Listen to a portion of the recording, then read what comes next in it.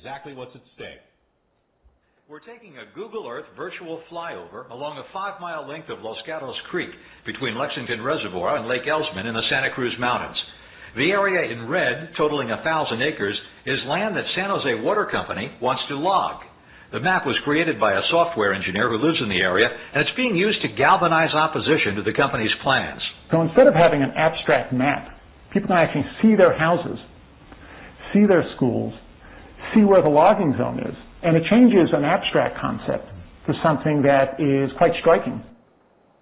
This is one reason why I like to show this, because that idea, that seeing whatever the situation is in the high resolution 3D satellite imagery gives you that kind of unprecedented context sometimes for understanding a complex issue in a few seconds, right?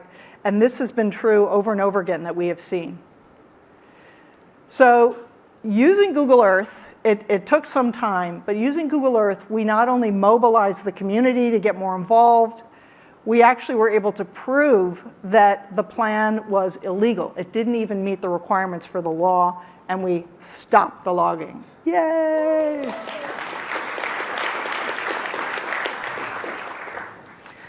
And folks were saying, oh, environmentalists used to sit in trees, now they sit in front of Google Earth. So we stopped the logging, so that's good, but we weren't fully satisfied because we wanted it to be permanently protected. And so one of the visualizations I created in Google Earth was to show in the green area, that's a current park, a current open space park. The red area is the land that the water company owns. And you could just see how the two fit together. And if you were to convert that San Jose Water Company land to open space, it would be very well integrated with the existing park. And again, when I showed that to the Mercury News editorial board, they were like, God, this just makes so much sense. And they came out with an editorial in favor of that. And now the good news is the money has now been allocated. They're in the final negotiations to actually have it become permanently protected as public open space. I think we're very close. Yay!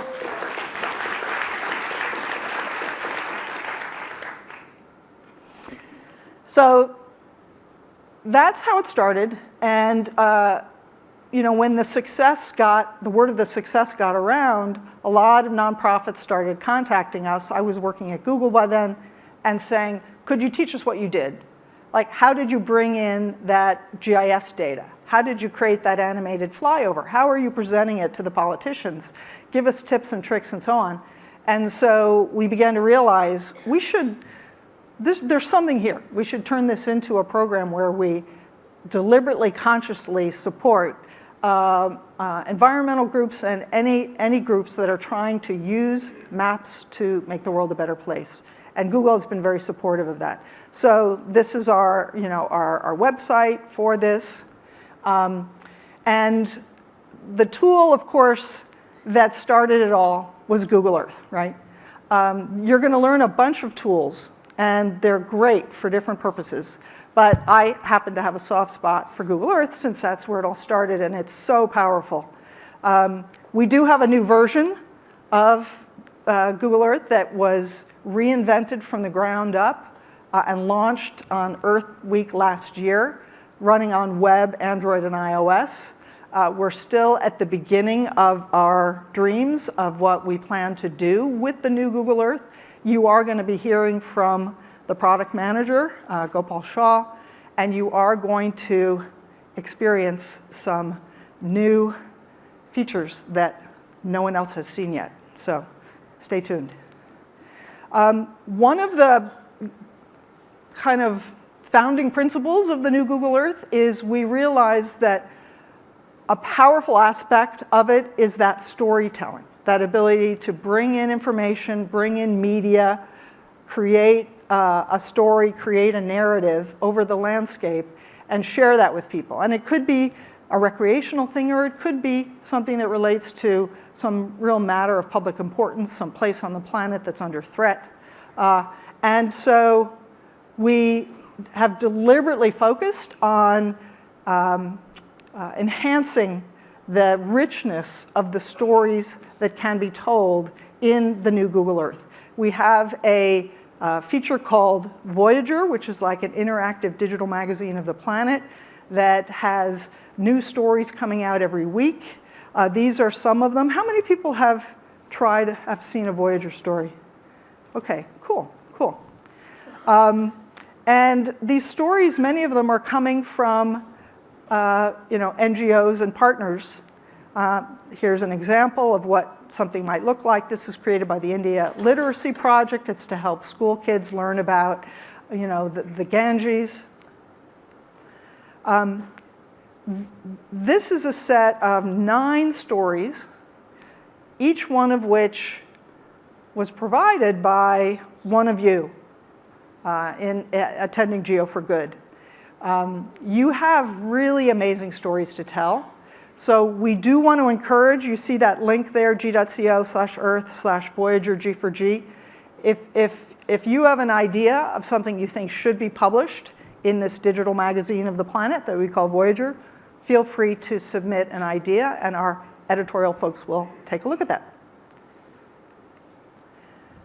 What's been exciting is we're still innovating with the kinds of interactivity and the kinds of animation and so on that you can do in Voyager. But even so, already it won 4 Webbies. There were several Voyager stories that won Webbies, they're like the Oscars of the web. So that was fun. And one of them, the Total Eclipse of the Sun, was in partnership with NASA. I'm not sure if NASA's here yet, but they are one of our close partners. All right, now, there is a new Voyager story launching today. And I want to see if you folks can guess where this is on the planet. So it's being authored by National Geographic. It's a place of great beauty and biodiversity. It's a place that is under threat.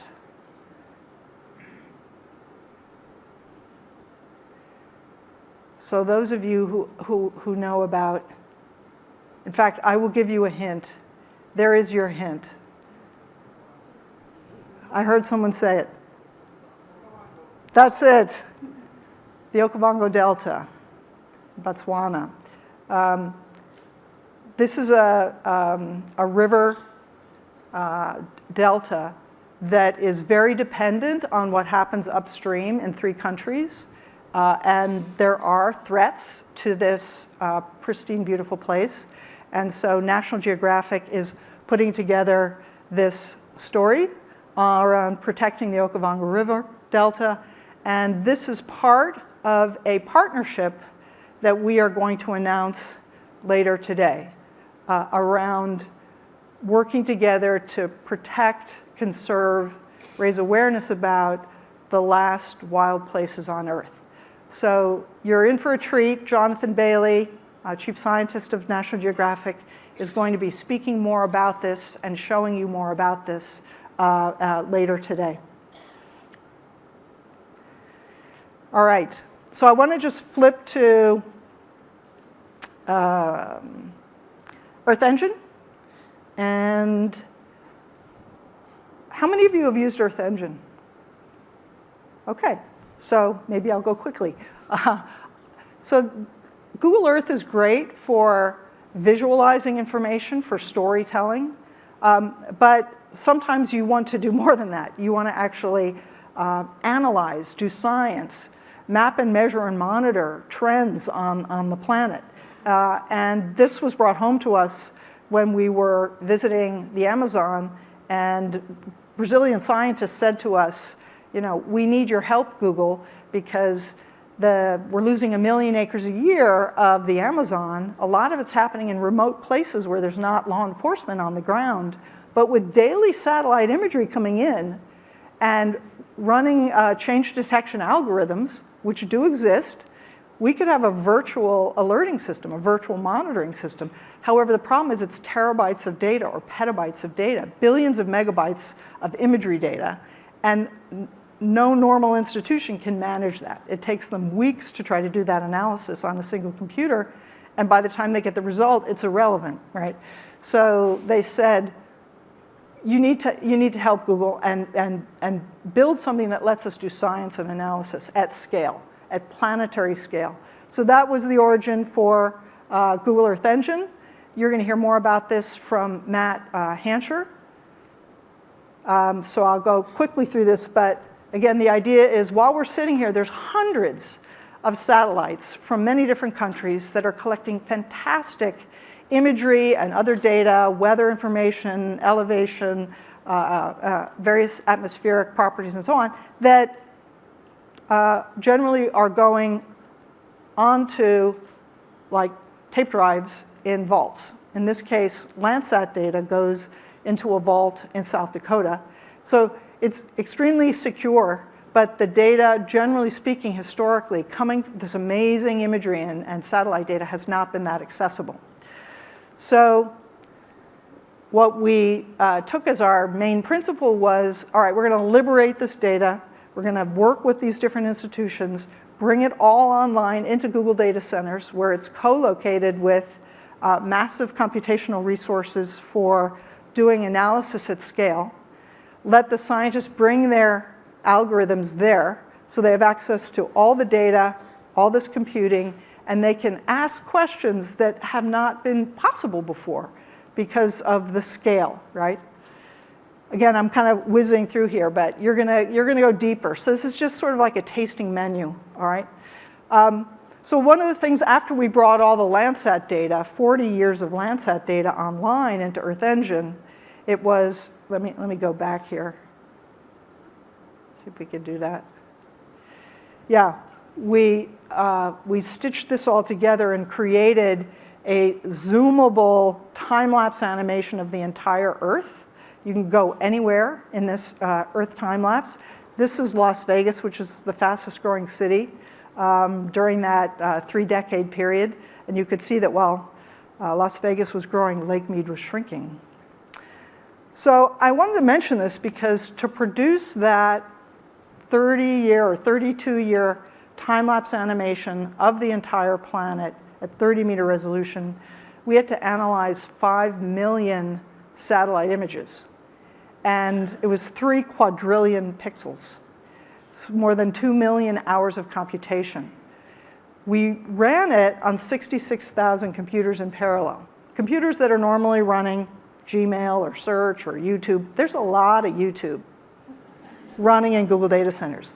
Let's have it doing environmental analysis instead, right? I mean, come on, give some of that to the planet. So we ran on 66,000 computers in parallel. We had that whole result in like a day and a half, whereas on a single computer, if you had tried to do that, it would have taken 300 years. So that's when we began to go, okay, there's something here, right? And that time-lapse data product is a visualization, but then scientists began to use it for deriving new knowledge about the planet. Matt Hansen, University of Maryland, produced a global 30-meter, the first global 30-meter map of forest cover and change, published that in Science in 2013. That was 1 million hours of computation. That would have taken 15 years on a single computer, but instead it was 4 days. So that began to convey that for planetary scale, global scale, scientific analysis, maybe there was something here. That paper that he published in Science has now had more than 3,000 citations. Amazing follow-on studies are being done with this data, and it's being updated every year. So we wanted to support science, but we also fundamentally want to make the world better, right? And so how can we, and this is a theme, how can we turn pixels into knowledge? How can we help scientists and practitioners turn raw data, massive raw data, into insights that are what people really need in order to change the way we make decisions. People don't want to look at a bunch of pixels. They want to know, where is deforestation happening? Where is there likely to be a threat of a malaria outbreak? Where are water resources predicted to be scarce? That kind of thing. So Global Forest Watch is a great example of operationalizing Matt Hansen's science and running it powered by EarthEngine and putting it in the hands of governments and even companies that are trying to clean up their supply chain. So we launched in 2010, and it's really taken off, the community of EarthEngine developers. It's totally free for non-commercial use. People are doing amazing things. We keep being surprised when we see a paper that comes out on something we didn't even know you could do with EarthEngine. It's very gratifying. There's many publications. Actually, if you do a Google Scholar search, it's now over 2,000 references to EarthEngine in just top journals. So that was kind of a teaser on EarthEngine. You're going to be learning about all these other tools, and as Raleigh mentioned, depending on your use case, one or the other of these may be fantastic for you. So I just wanted to, the final section here is, in addition to these tools that we build, and by the way, very much guided by input from the community. So if you have ideas of what we should do or complaints about the way things work, don't be shy about talking to us, because that's how the tools get better. So meanwhile, in parallel, our team has gotten involved in some cases with a small number of deep engagements in particular areas where we feel like if we can get more directly involved, we can help accelerate the positive change. And these are some examples. One area, actually, this is more programmatic. We're working with different communities to foster their use of these tools. So Geo Education is a really big one. I hope we're going to be talking more about that here. Kind of Google Earth, kids like it, and it can spur geoliteracy, right? As a lifelong learning thing. Journalists are using Google Earth to report on situations. So this is the rescue, the recent rescue in Thailand in the cave. And you can see how having this 3D and high-resolution imagery is helpful in telling that story. The traditional and indigenous communities are using Google Earth and other tools to capture traditional knowledge from elders, to create sustainable development plans for their future, to communicate with others about the threats they face and their ideas for solutions. And I wanted to give you one highlight of a success story that happened just a few months ago.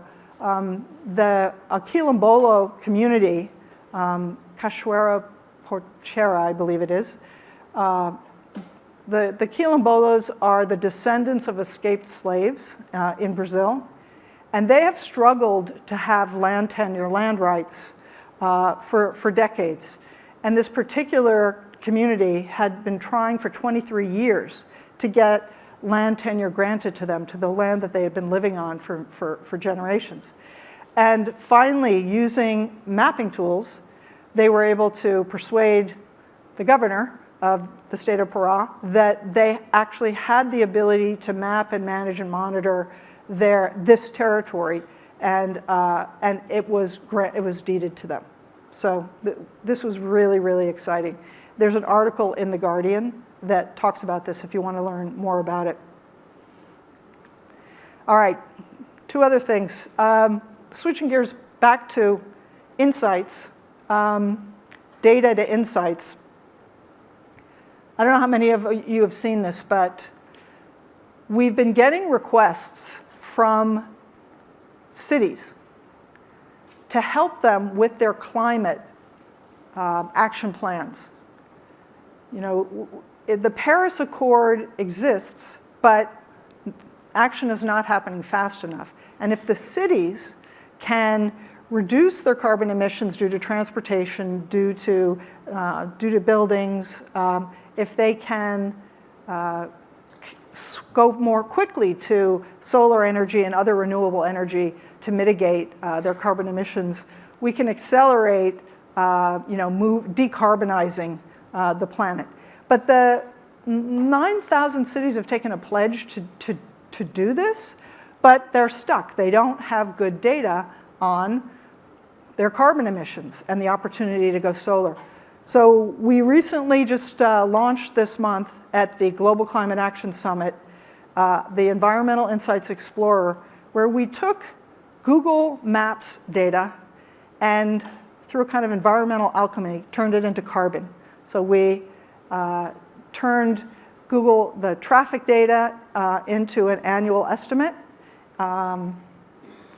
Here's an example of building emissions. We have high-resolution 3D building information. You can see that when you look at Google Earth and Google Maps and you look at a cityscape, and you see that photorealistic rendering of the city. Well, you should be able to do more than just look at that. We want to be able to turn that into climate-relevant insights. And so that's what we've done with this project for building emissions, for transportation, and solar energy. This is the solar potential of a particular place. And here, what we're looking at here is for a section of London over the course of a day, for every 10 centimeter square on every roof, for every 10-minute period, what is the solar generating potential of that little piece of roof? And you can see that we can model, for example, the shading and so on.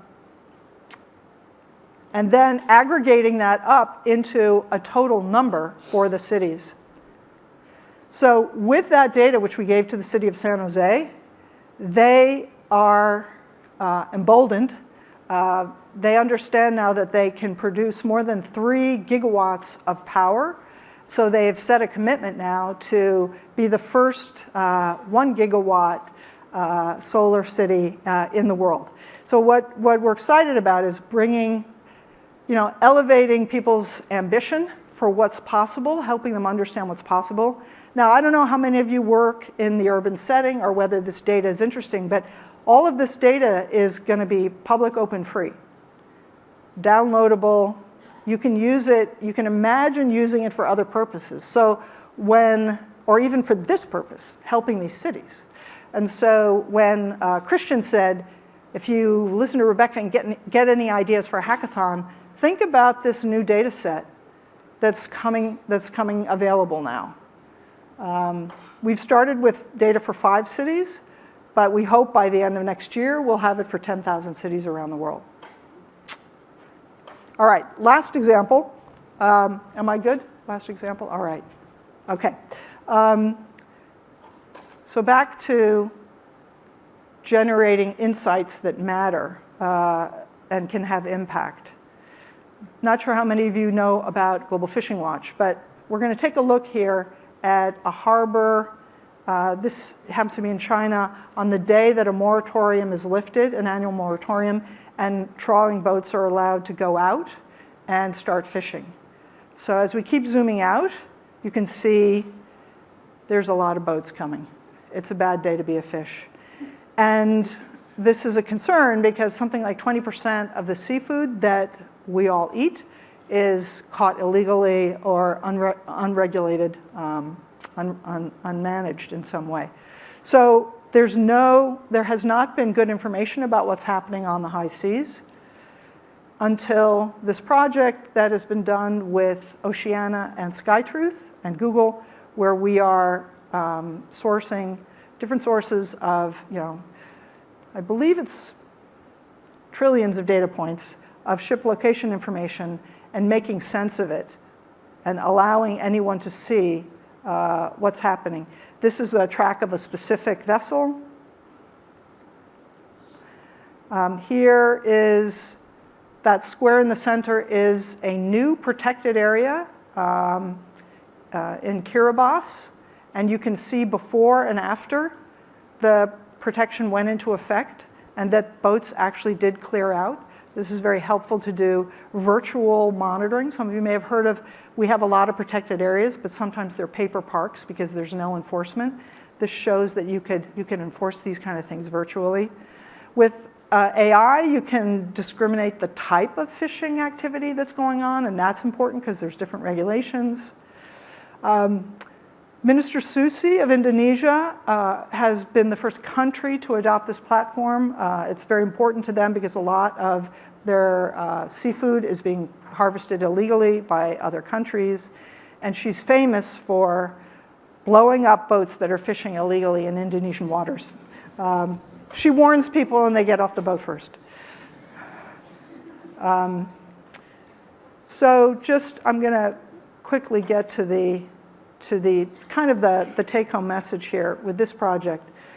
This data has turned out to be very powerful, not just for sort of denouncing or showing what's wrong, but actually to assist in the creation of new marine protected areas. So Mexico wanted to create a protected area where you see the red rectangle. The fishing industry said, oh, you know, if you create a new marine park, it's going to destroy our livelihood. It's going to destroy our fishing activity.